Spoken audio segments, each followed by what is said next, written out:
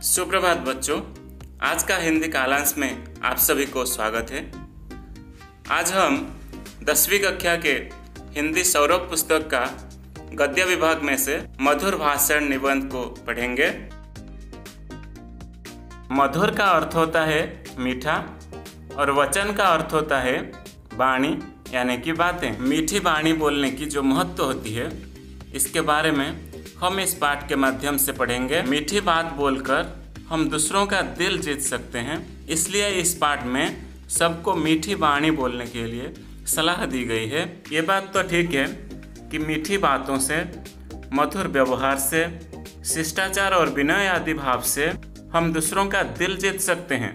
मनुष्य मीठी बात करके समाज में मित्र बना सकता है, लेकिन अगर हम कड़वी बातें बोलेंगे तो सब हमारे दुश्मन बन जाएंगे। इस पाठ में हमें भद्र और सभ्य बनने की प्रेरणा दी गई है, जो कि हमारे लिए अनुकरणीय है। मधुर भाषण निबंध पढ़ने से पहले आइए इसका लेखक गुलाब राय जी के बारे में कुछ जानकारी प्राप्त कर लेते हैं। देखिए, ये है गुलाब राय। आज हम इन्हीं के प्रबंध पढ़ेंगे। गुलाब राय का जन्म सन 1888 में इटावा में हुआ। अपने माता पिता की धार्मिक और दार्शनिक प्रवृत्ति का उन पर विशेष प्रभाव पड़ा। उन्होंने दर्शन शास्त्र में एमए की परीक्षा पास की। दर्शन शास्त्र पर उन्होंने कई पुस्तकें लिखी है। बाद में उनकी रुचि साहित्य पर केंद्रित हुई। आगरा में सेंट जॉन्स कॉलेज में उन्होंने अध्यापक नियुक्त हुए। उन्होंने LLB की परीक्षा भी पास की। आगरा में रहते समय उन्होंने साहित्य का गंभीर अध्ययन किया। साहित्य संदेश का उन्होंने सफल संपादन भी किया। गुलाब राय दर्शन, इतिहास, राजनीति, साहित्य आदि अनेक विषयों पर अमूल्य ग्रंथ हिंदी को दे सके हैं। उनकी साहित्य सेवाओं का उचित मूल्यांकन करते हुए आगरा विश्वविद्यालय ने उन्हें D.Litt की उपाधि से सम्मानित किया था। मन की बातें, कर्तव्य शास्त्र, पाश्चात्य दर्शन का इतिहास, बौद्ध धर्म आदि उनकी दार्शनिक रचनाएं हैं। नवरस, प्रसाद जी की कला, सिद्धांत और अध्ययन, हिंदी नाट्य विमर्श आदि उनकी आलोचनात्मक रचनाएं हैं। ढलुआ क्लब, प्रबंध प्रभाकर, जीवन पथ मेरी असफलताएं, फिर निराशा क्यों आदि संग्रहों में उनके निबंध संकलित हुए हैं। उनके निबंधों में विषय प्रतिपादन की स्पष्टता तथा पर्याप्त गहराई है।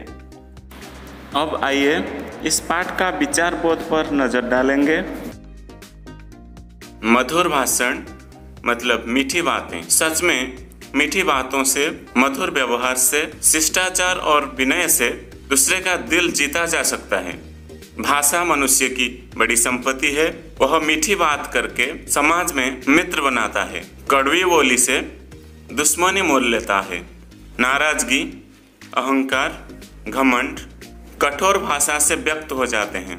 मन, वचन, कर्म में निष्कपटता हो तो वाणी मीठी होती है। सरल हृदय का व्यवहार और कपट या दिखावे की तकलीफ पहले असर भले ही करे, लेकिन देर सवेर पहचाने जाते हैं। लेखक कहते हैं कि क्यों न मीठी वाणी बोले, दूसरों को खुश करें, आप भी खुश रहे। हम भद्र बने, सभ्य बने, सरल बने। यह मानवता के लक्षण है। दुनिया में सफलता और कामयाबी की कुंजी तो मीठी बात ही है। विषय वस्तु पर चलते हैं। मधुर भाषण।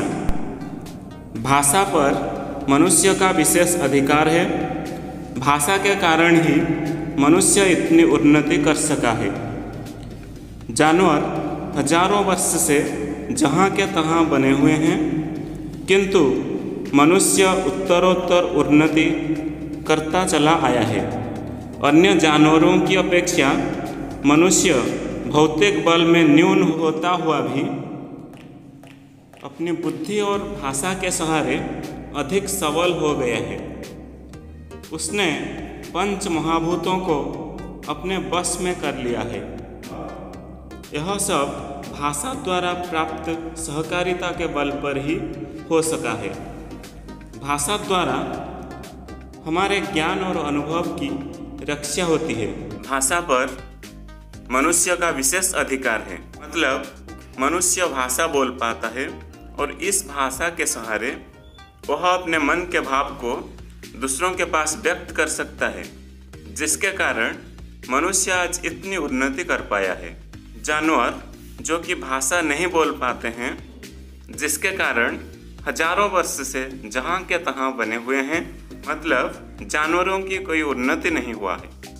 यद्यपि उन जानवरों की ताकत मनुष्य से अधिक है, फिर भी मनुष्य के पास बुद्धि और भाषा होने के कारण वह अधिक सबल हो उठा है। उसने पृथ्वी, अग्नि, जल, आकाश, वायु, इन पंच महाभूतों को अपने आयत में कर लिया है और भाषा द्वारा हमारे ज्ञान और अनुभव की रक्षा होती है। अगला अनुच्छेद पढ़ते हैं। भाषा द्वारा मनुष्य की सामाजिकता कायम है, किंतु भाषा का दुरुपयोग ही उसे छिन्न भिन्न भी कर देता है। एक मधुर शब्द दो रूठों को मिला देता है और एक ही कटु शब्द दो मित्रों के मन में वैमनस्य उत्पन्न कर देता है। मनुष्य एक सामाजिक प्राणी है। समाज में रहने के लिए भावों का आदान प्रदान जरूरी है, जो कि भाषा द्वारा ही संभव हो पाता है। लेकिन भाषा का व्यवहार ठीक तरह से करना चाहिए। अगर हम भाषा का दुरुपयोग करेंगे तो हमारी सामाजिकता नष्ट हो जाएगा। एक मधुर शब्द दो रूठों को, यानी कि दो क्रोधी व्यक्ति को आपस में मिला सकता है, लेकिन एक कटु शब्द दो मित्रों के मन में वैमनस्य उत्पन्न कर देता है, यानी कि विरोध भाव उत्पन्न कर देता है। अगला अनुच्छेद पढ़ते हैं। अब प्रश्न यह होता है कि मधुर या मिष्ट भाषण किससे कहते हैं। साधारणतया जो वस्तु मनोनुकूल होती है, जिससे चित्त द्रवित होता है, वही मधुर कहलाती है। माधुर्य भाषा का भी गुण है। चित्त को पिघलाने वाला जो आनंद होता है, उसे माधुर्य कहते हैं। अब प्रश्न यह होता है कि मधुर भाषण हम किससे कहेंगे।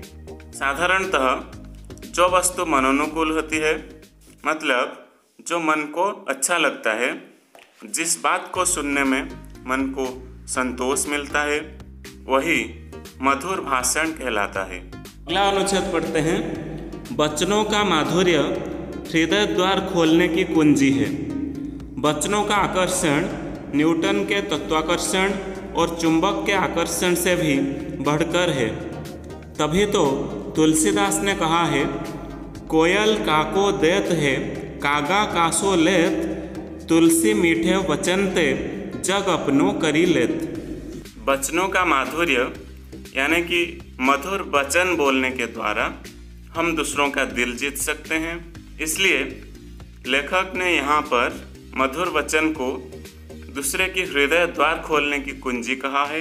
पाश्चात्य वैज्ञानिक न्यूटन ने बताया है कि पृथ्वी की माध्याकर्षण शक्ति चुंबक के आकर्षण से भी अधिक है, लेकिन यहाँ पर लेखक के कहने के अनुसार मधुर वचन का आकर्षण पृथ्वी की माध्याकर्षण शक्ति और चुंबक के आकर्षण से भी अधिक है, क्योंकि मीठे वचन बोलने के द्वारा हम दूसरों को अपनी ओर आकर्षित कर सकते हैं। इसलिए तुलसीदास ने कहा है, कोयल काको देत है, कागा कासो लेत, तुलसी मीठे वचन ते, जग अपनो करी लेत।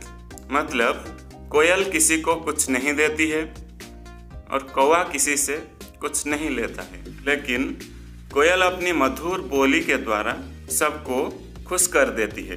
कौवे की कर्कश वाणी से सब नाखुश हो जाते हैं, जिसके कारण सब कोयल को ही आदर करते हैं। अगला अनुच्छेद पढ़ते हैं। एक ही बात को हम कर्णकटु शब्दों में कहते हैं और उसी को हम मधुर बना सकते हैं। बाणभट्ट जब मरने वाला था तो यह प्रश्न हुआ कि उसकी अधूरी कादम्बरी को कौन पूरा करेगा। उसने अपने दोनों लड़कों को बुलाया और उनसे पूछा कि सामने जो सूखा वृक्ष खड़ा है उसको तुम किस प्रकार अपनी भाषा में व्यक्त करोगे। बड़े लड़के ने कहा, शुष्कं काष्ठं तिष्ठत्यग्रे। दूसरे ने कहा, निरस तरुवर विलसति पुरतः। बात एक ही थी, कहने में फर्क था।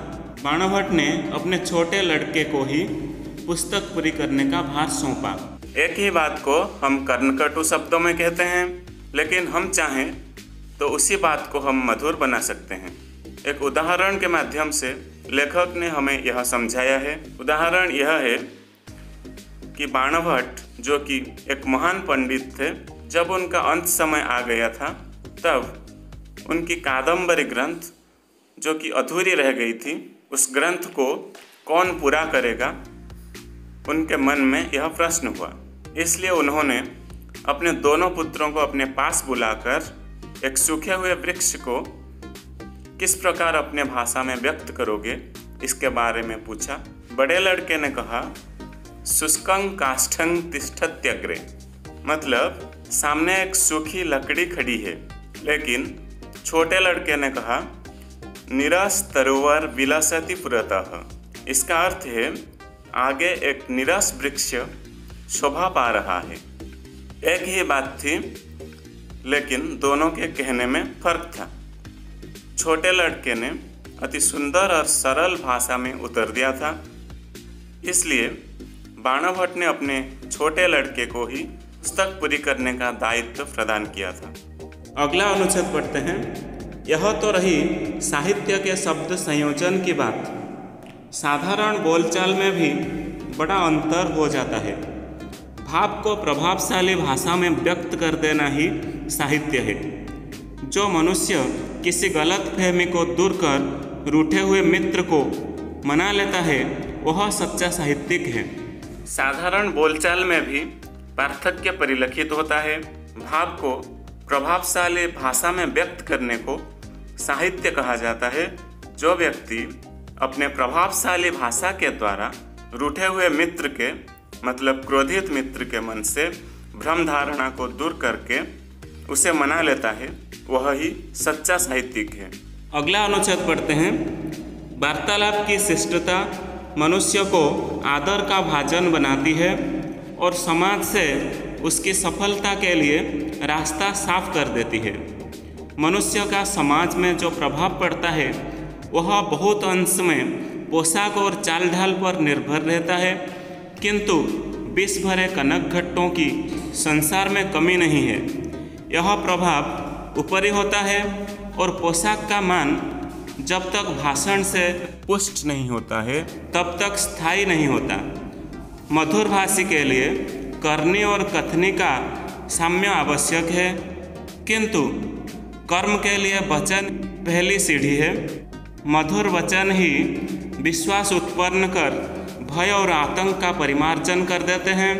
कटुभाषी लोगों से लोग हृदय खोलकर बात करने में डरते हैं। सामाजिक व्यवहार के लिए विचारों का आदान प्रदान आवश्यक है और भाषा की सार्थकता इसी में है कि वह दूसरों पर यथेष्ट प्रभाव डाल सके। जब बुरे वचन आदमी को रुष्ट कर सकते हैं तो मधुर वचन दूसरे को प्रसन्न भी कर सकते हैं। शब्दों का जादू बड़ा जबरदस्त होता है। वार्तालाप की शिष्टता और अच्छे चाल ढाल आदि गुणों के कारण मनुष्य आदर भाजन बनता है। उसके जीवन में सफलता उसे आसानी से मिल जाता है। समाज में व्यक्ति का प्रभाव पोशाक और चाल ढाल पर निर्भर करता है, लेकिन संसार में ऐसे लोगों की कमी नहीं है जो कि विष भरे कनक घट की तरह बाहर से आकर्षक और भीतर से हानिकारक होते हैं, जिनके आचार व्यवहार ऊपर से तो अच्छा लगता है लेकिन अंदर से वैसा नहीं होता। इसलिए उन लोगों को मधुर भाषी कहा नहीं जा सकता। मधुर भाषी होने के लिए हमारे कथनी और करनी में समानता रहना आवश्यक है। हमारे वचनों के अनुसार कर्म भी उसी तरह अच्छा होना चाहिए, लेकिन कर्म के लिए वचन ही पहली सीढ़ी है। मधुर वचन मन में विश्वास उत्पन्न करता है और भय और आतंक को दूर कर देता है। जो लोग कटुभाषी होते हैं उनसे लोग हृदय खोलकर बात करने में डरते हैं, लेकिन समाज में विचारों का आदान प्रदान जरूरी है। हम भाषा द्वारा दूसरों पर प्रभाव डाल सकते हैं, दूसरों को परिवर्तन भी कर सकते हैं, जिसके द्वारा हमारे भाषा की सार्थकता रहेगी। लेखक ने कहा है कि शब्दों का जादू बड़ा ज़बरदस्त यानी कि जोरदार होता है, क्योंकि जब बुरे वचन आदमी को रुष्ट या असंतुष्ट कर सकता है तो मधुर वचन दूसरों को प्रसन्न भी कर सकता है। अगला अनुच्छेद पढ़ते हैं। मधुर वचनों के साथ यह भी आवश्यक है कि उनके पीछे टकसाली भाव भी हो, नहीं तो मुलम्मे के सिक्कों की भांति वे बेकार रहेंगे। हृदय की मलिनता और मधुर वचनों का योग नहीं हो सकता है। वचन के अनुकूल जब कर्म भी होते हैं तभी मनुष्य वंद्य बनता है। केवल मधुर वचन कह देने से कोई लाभ नहीं होता। मधुर वचन कहने के साथ साथ उनके पीछे टकसाली भाव यानी कि मन में भी सच्ची भावना होनी चाहिए। अगर हमारे मन में सच्ची भावना न हो तो हमारी बातें मुलम्मे के सिक्कों की तरह यानी कि नकली मुद्रा की तरह बेकार रहेंगे। अगर हमारे हृदय मलिन है तो हमारे वचन कभी भी मधुर नहीं हो सकता। अगर हम बाहर से मधुर वचन कहते हैं तो कर्म भी वैसा ही करना चाहिए। वचन के अनुकूल कर्म होने से ही मनुष्य वंद्य बनता है, मतलब सब उसका सम्मान करते हैं। अगला अनुच्छेद पढ़ते हैं। मन, वाणी और कर्म का सामंजस्य ही मनुष्य को श्रेष्ठता के पद पर पहुंचाता है। फिर भी वचनों का विशेष महत्व है, क्योंकि एक कटु वचन सारे किए धरे पर पानी फेर सकता है। यद्यपि यह ठीक है कि दुधारू गाय की 2 लातें भी सहन की जाती है, फिर भी दूसरे के स्वाभिमान का हनन कर उसके साथ उपकार करना कोई महत्व नहीं रखता। वाणी की मधुरता के साथ विनयपूर्ण व्यवहार ही शिष्टाचार है। शिष्टाचार का अर्थ लोग दिखावा या तकल्लुफ़ करते हैं, लेकिन वास्तव में उसका अर्थ है सज्जनोचित व्यवहार। मधुर भाषण के साथ इसका भी मूल्य है।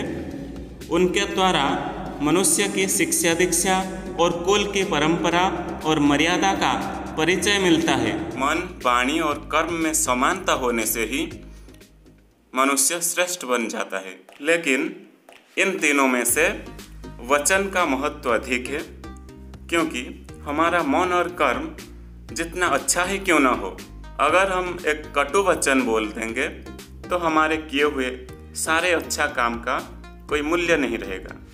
दुधारू गाय की 2 लातें भी सहन की जाती है, क्योंकि यह हमारा उपकारी होती है।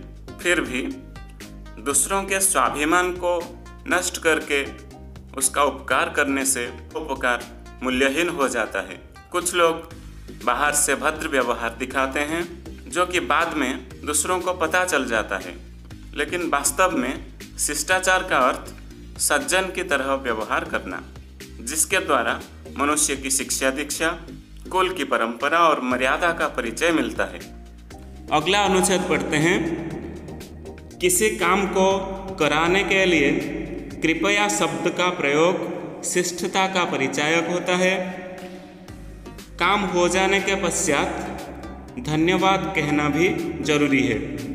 जो अपने से नीचे हैं उनसे कोई ऐसा बात न कही जाए कि जिससे यह प्रकट हो कि हम उनको नीचा समझते हैं।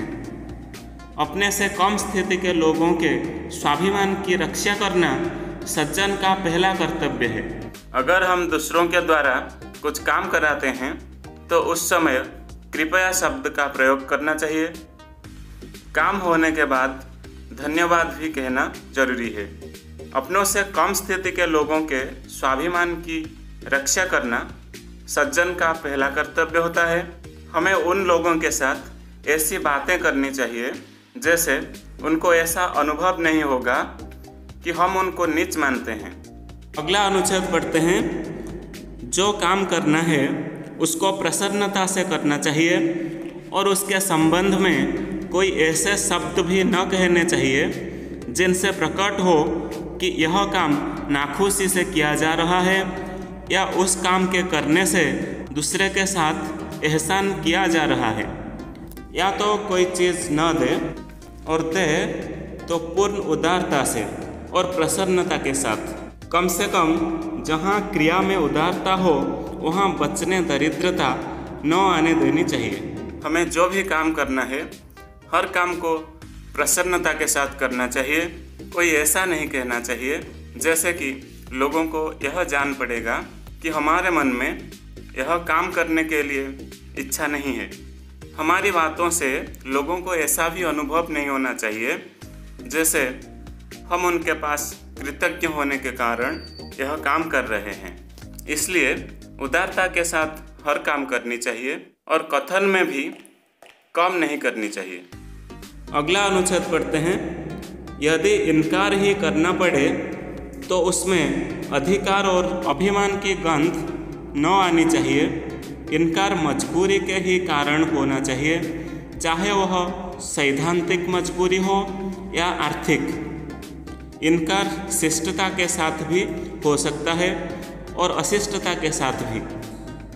प्रायः लोग अशिष्टता से यह कह देते हैं, जाओ अमुक वस्तु यहाँ कहाँ से आई, तुम्हारा कोई देना आता है? घर वालों को तो जुड़ता ही नहीं, तुम्हारे लिए कहाँ से लाएं? इनकार करने में जो बातें कही जाएं उनमें परायापन का भाव न आने देना चाहिए। इनकार करते समय खेद प्रकट करना शिष्टाचार की मांग है। कहना चाहिए कि मुझे बड़ा खेद है कि आपके लिए इनकार करना पड़ता है। आपने यहाँ आने का या मांगने का कष्ट किया और मैं इस विषय में आपकी सेवा न कर सका।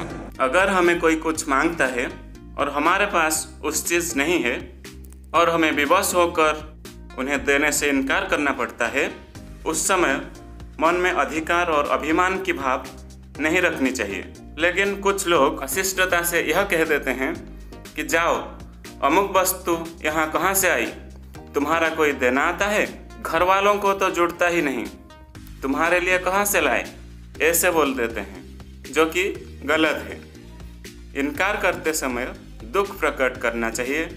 ऐसा कहना चाहिए, मुझे बड़ा खेद है कि आपके लिए इनकार करना पड़ता है। आपने यहाँ आने का और मांगने का कष्ट किया और मैं इस विषय में आपकी सेवा न कर सका। ऐसे बोलने से शिष्टाचार का परिचय मिलता है। अगला अनुच्छेद पढ़ते हैं। वार्तालाप में हमको व्यापारिक या जाब्ते की बातचीत और निजी बातचीत में थोड़ा अंतर करना होगा। व्यापारिक बातचीत भी अशिष्ट न होनी चाहिए, किंतु वह नपीतुली हो सकती है। निजी संबंध की बातचीत में आत्मीयता का अभाव न रहना चाहिए और थोड़ा सा कष्ट उठाकर बात को पूरी तौर से समझा देना अपना कर्तव्य हो जाता है। कुछ लोग सबके साथ निजी संबंध का सा ही वार्तालाप करते हैं।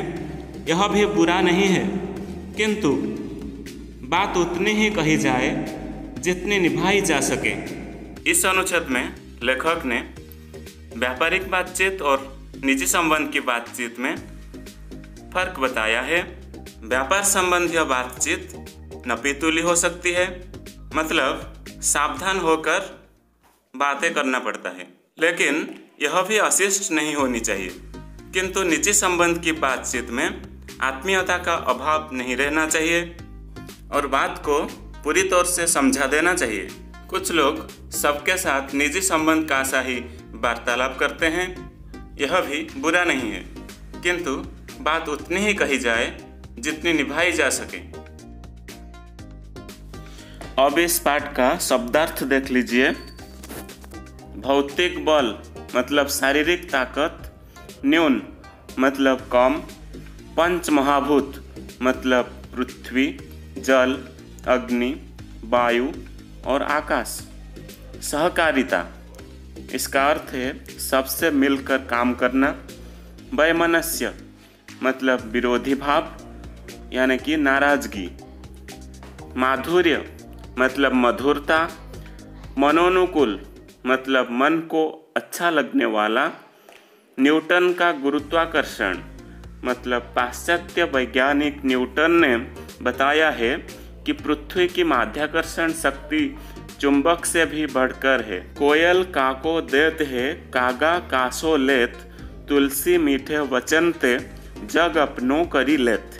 इसका अर्थ है तुलसी ने बताया है कि कोयल किसी को कुछ नहीं देती है और कौवा किसी से कुछ नहीं लेता है, लेकिन कोयल अपनी मधुर बोली से सबको खुश कर देती है। कौवे की कर्कश वाणी से सब नाखुश हो जाते हैं। कादम्बरी बाणभट्ट द्वारा रचित प्रसिद्ध गद्य काव्य है जो कि संस्कृत भाषा में लिखा गया है। शुष्कं काष्ठं तिष्ठत्यग्रे, इसका अर्थ है आगे सूखी लकड़ी है। नीरस तरुवर विलसति पुरतः, इसका अर्थ है आगे नीरस वृक्ष शोभा पा रहा है। गलत फहमी, इसका अर्थ है भ्रम धारणा। चाल ढाल मतलब आचार व्यवहार। जबरदस्त मतलब जोरदार। टकसाली भाव मतलब सच्ची भावना। मुलम्मे के सिक्कों मतलब नकली मुद्रा। कटु मतलब तिक्त। शिष्ट मतलब भद्र। सैद्धांतिक मतलब किसी विद्वान से संबंधित। मजबूरी मतलब बाध्यता। वार्तालाप मतलब बातचीत। विष भरे कनक घट मतलब बाहर से आकर्षक मगर भीतर से हानिकारक। सफ़ेद बेस में काले दिल वाले। बचने दरिद्रता, इसका अर्थ है कथन में कमी। आत्मीयता मतलब निजीपन। अब आइए इस पाठ का अभ्यास प्रश्नोत्तर पर चर्चा करेंगे। पहले कुछ दीर्घ उत्तर वाले प्रश्नोत्तर पर चर्चा करते हैं। पहला प्रश्न है, भाषा के द्वारा मनुष्य ने किस प्रकार की उन्नति की है? इस प्रश्न का उत्तर होगा, भाषा के कारण ही मनुष्य ने उन्नति की है। अन्य जानवरों की अपेक्षा मनुष्य अपनी बुद्धि और भाषा के सहारे अधिक सबल हो पाया है। उसने पंच महाभूतों को अपने वश में कर लिया है। भाषा से ज्ञान और अनुभव की रक्षा होती है। अगला प्रश्न है, मधुर भाषण किससे कहते हैं? इस प्रश्न का उत्तर होगा, साधारणतः जो वस्तु मनोनुकूल होती है, जिस भाषण से चित्त द्रवित होता है, उसे मधुर भाषण कहते हैं। मधुर भाषण दो रूठों को मिला देता है। अगला प्रश्न है, बाणभट्ट ने अपने छोटे लड़के को पुस्तक पूरी करने के लिए क्यों कहा? इसका उत्तर होगा, बाणभट्ट ने अपने छोटे लड़के को पुस्तक पूरी करने के लिए इसलिए कहा क्योंकि पुस्तक को पूरी करने की योग्यता केवल उसमें ही थी। इसके लिए उन्होंने अपने दोनों पुत्रों को बुलाकर एक सूखे हुए वृक्ष को किस प्रकार अपनी भाषा में व्यक्त करोगे इसके बारे में पूछा, जिसे अति सुंदर और सहज भाषा में छोटे लड़के ने उत्तर दिया। अगला प्रश्न है, किन किन गुणों के कारण मनुष्य आदरभाजन बनता है? इस प्रश्न का उत्तर होगा, वार्तालाप की शिष्टता और अच्छे चाल ढाल आदि गुणों के कारण मनुष्य आदरभाजन बनता है। यही बातें समाज में उसकी सफलता के लिए रास्ता साफ कर देती हैं। अगला प्रश्न है, मधुर वचन और कटु वचन बोलने वालों को क्या मिलता है? इसका उत्तर होगा, मधुर वचन विश्वास उत्पन्न कर भय और आतंक का परिमार्जन कर देता है। कटुभाषी लोगों से लोग हृदय खोलकर बात करने में डरते हैं। मधुर वचन मनुष्य को प्रसन्न कर सकता है, मगर कटु वचन आदमी को रुष्ट कर देता है। अगला प्रश्न है, किसी काम को करने के लिए सज्जन का पहला कर्तव्य क्या है? इस प्रश्न का उत्तर होगा, किसी काम को करने के लिए सज्जन का पहला कर्तव्य यह है कि अपने से कम स्थिति के लोगों के स्वाभिमान की रक्षा करना। जो काम करना है उसको प्रसन्नता से करना चाहिए और उसके संबंध में कोई ऐसे शब्द भी न कहने चाहिए जिनसे यह प्रकट हो कि काम नाखुशी से किया जा रहा है या उस काम के करने से दूसरे के साथ एहसान किया जा रहा है। अगला प्रश्न है, वार्तालाप में व्यापारिक बातचीत और निजी बातचीत में क्या अंतर है? इस प्रश्न का उत्तर होगा, वार्तालाप में व्यापारिक और निजी बातचीत में निम्नलिखित अंतर है। व्यापारिक बातचीत नपीतुली और शिष्ट होनी चाहिए। निजी बातचीत में आत्मीयता का भाव होना चाहिए, जिससे बात को पूरी तौर से समझाया जा सके। अब हम कुछ संक्षिप्त उत्तर वाले प्रश्नोत्तर पर चर्चा करेंगे, जिनका उत्तर 1 या 2 वाक्यों में दिया जाएगा। पहला प्रश्न है, मनुष्य की सामाजिकता किसके द्वारा कायम रहती है? इस प्रश्न का उत्तर होगा, मनुष्य की सामाजिकता भाषा के द्वारा कायम रहती है। अगला प्रश्न है, कैसा शब्द 2 रूठों को मिला देता है और कैसा शब्द 2 मित्रों के मन में वैमनस्य उत्पन्न कर देता है?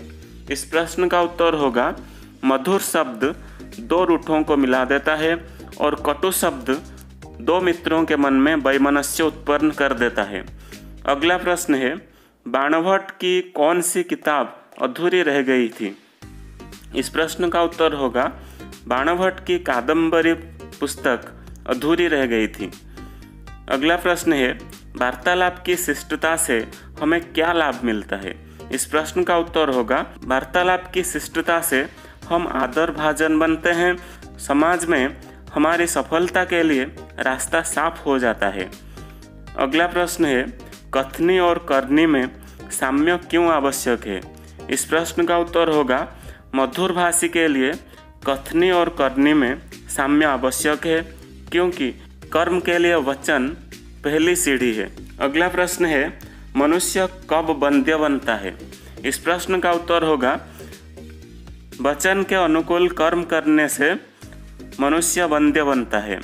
मन, वाणी और कर्म का सामंजस्य ही मनुष्य को श्रेष्ठता के पद पर पहुंचाता है। अब हम कुछ अति संक्षिप्त उत्तर वाले प्रश्नोत्तर पर चर्चा करेंगे, जिनका उत्तर एक शब्द या एक वाक्य में दिया जाएगा। पहला प्रश्न है, भाषा द्वारा किसकी रक्षा होती है? इसका उत्तर होगा, भाषा द्वारा हमारे ज्ञान और अनुभव की रक्षा होती है। अगला प्रश्न है, मधुर भाषण निबंध के लेखक कौन है? इस प्रश्न का उत्तर होगा, मधुर भाषण निबंध के लेखक गुलाब राय हैं। प्रश्न है, कौन मनुष्य को आदर भाजन बनाती है? इसका उत्तर होगा, वार्तालाप की शिष्टता मनुष्य को आदर भाजन बनाती है। अगला प्रश्न है, मधुर भाषी के लिए किसमें साम्य रखने की आवश्यकता है? इस प्रश्न का उत्तर होगा, मधुर भाषी के लिए कथनी और करनी में साम्य रखने की आवश्यकता है। प्रश्न है, किन किन का सामंजस्य मनुष्य को श्रेष्ठता के पद पर पहुंचाता है? इसका उत्तर होगा, मन, वाणी और कर्म के सामंजस्य मनुष्य को श्रेष्ठता के पद पर पहुंचाता है। प्रश्न है, किन किन का योग नहीं हो सकता? इसका उत्तर होगा, हृदय की मलिनता और मधुर वचनों का योग नहीं हो सकता। प्रश्न है, किसकी 2 लातें भी सहन की जाती है? इसका उत्तर होगा, दुधारू गाय की 2 लातें भी सहन की जाती है। प्रश्न है, शिष्टता क्या है? इसका उत्तर होगा, वाणी में मधुरता के साथ विनयपूर्ण व्यवहार ही शिष्टता है। प्रश्न है, किसकी रक्षा सज्जन का पहला कर्तव्य है? इसका उत्तर होगा, अपनों से कम स्थिति के लोगों के स्वाभिमान की रक्षा सज्जन का पहला कर्तव्य है।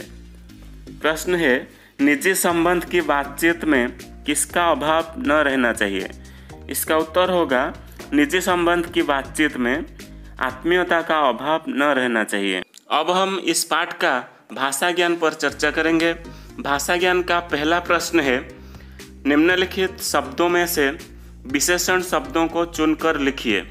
यहाँ पर कुछ शब्द दिए गए हैं, जैसे विश्वास, भौतिक, पटु, माधुर्य, वचन, शिष्टता, प्रसन्नता, व्यापारिक, सैद्धांतिक, मर्यादा और अभिमान। इनमें से विशेषण शब्द है भौतिक, व्यापारिक, सैद्धांतिक और पटु। दूसरा प्रश्न है, निम्नलिखित शब्दों के लिंग बताइए। यहाँ पर कुछ शब्द दिए गए हैं, इनमें से कौन सा शब्द पुल्लिंग है और कौन सा शब्द स्त्रीलिंग है, यह हमें लिखना है। पहला शब्द है गंध, यह स्त्रीलिंग है। भाव पुल्लिंग है। कर्तव्य पुल्लिंग है। परंपरा स्त्रीलिंग है। भाषा स्त्रीलिंग है। भाषण पुल्लिंग है। वचन पुल्लिंग है। वाणी स्त्रीलिंग है। साहित्य पुल्लिंग है। उन्नति स्त्रीलिंग है। तीसरा प्रश्न है, निम्नलिखित शब्दों के पर्यायवाची शब्द लिखिए। पहला प्रश्न है मनुष्य, इसका पर्यायवाची शब्द होगा मानव। चित्र, इसका पर्यायवाची शब्द होगा तस्वीर यानी कि फोटो। पुस्तक, पर्यायवाची शब्द होगा किताब यानी कि ग्रंथ। मधुर, इसका पर्यायवाची शब्द होगा मीठा। कटु, इसका पर्यायवाची शब्द होगा कड़वा यानी कि कर्कश। आनंद, पर्यायवाची शब्द होगा खुशी या प्रसन्न। चौथा प्रश्न है, निम्नलिखित शब्दों के विलोम रूप लिखिए। पहला शब्द है ज्ञान, इसका विलोम शब्द है अज्ञान। उन्नति, विलोम शब्द है अवनति।